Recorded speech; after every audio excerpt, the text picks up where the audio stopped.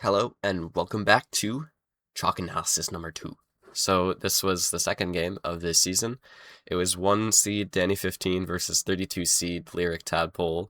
So most people bet on Danny just because, like, he has the world record, he's the 1 seed, and LyricTadpole is the 32 seed.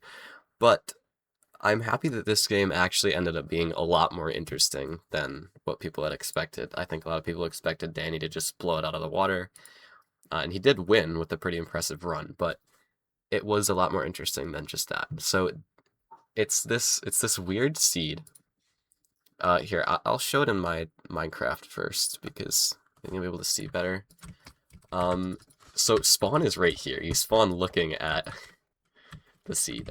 This is the stronghold village. I don't think I'm gonna get the same loot as Tadpole did because yeah, Tadpole and Danny got different loot. Danny got this loot because he's PC.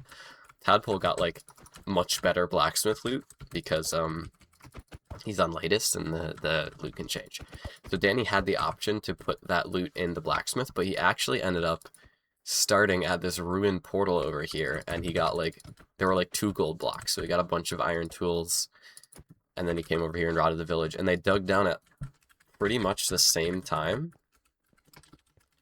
which I thought was pretty interesting. I guess Tadpole did have a lot less to do. His overworld was more linear, and so they ended up entering at similar times. Danny just a bit faster because he had a light from the rune portal already in his inventory. I do want to go back to my browser here though, because what I thought made this so interesting, apart from the fact that the 32 seed and the 1 seed entered at about the same time, was so you might notice Tadpole never had wood. There was no wood anywhere near him, so he's gonna light with a carpet and this crafting table. A little bit goofy, but it's okay. But in the Nether, so it's this cool like warped and bastion, and not bastion. Well, yeah, bastion. That's what I'm gonna talk about. It's a fortress, but there's also a bastion, and that's what LyricTadpole decided to play. Danny never knew that the bastion was here, but the thing is, since Tadpole doesn't have wood, the bastion is a much better play because you don't need any boats for warped. So there ends up being a bridge bastion that Tadpole goes to, but Tadpole does not take a good terrain to get there. If I skip ahead here, he ends up like going kind of down. It's this cool bridge across lava, which was cool. And he ends up, so if he had gone up here, turn to the right, the terrain here, I can show you in the seed. I Loki just ranted for a little while and didn't realize I was still at my browser tab, so I'm back here now. So yeah, what Tadpole did was he came up here into the fort. I expected him to run this way, which he did. He went under here, and then this is the lava he bridged across. And at this point, you can either go left or right. And if he did go left, and he took this lower terrain.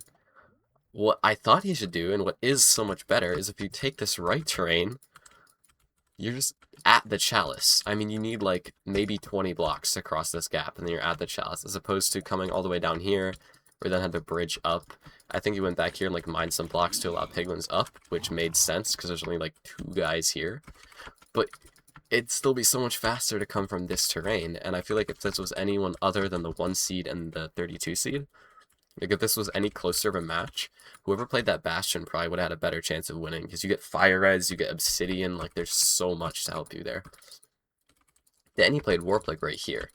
So the Bastion's like almost visible, even with 121 fog from where he played Warped, and he didn't even know it was there.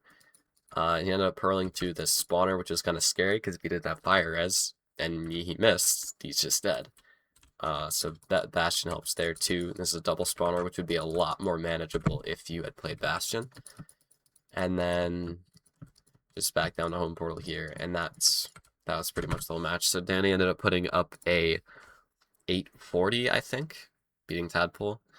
And yeah, it was a pretty interesting match. Tadpole was like going to the fort, I think, when Danny won, so it wasn't that close, but the seed was. Like, part of me wishes the seed had gotten saved for a closer match, because it is so interesting with that split decision. But, yeah. that's the chalk analysis. Thank you. Bye bye.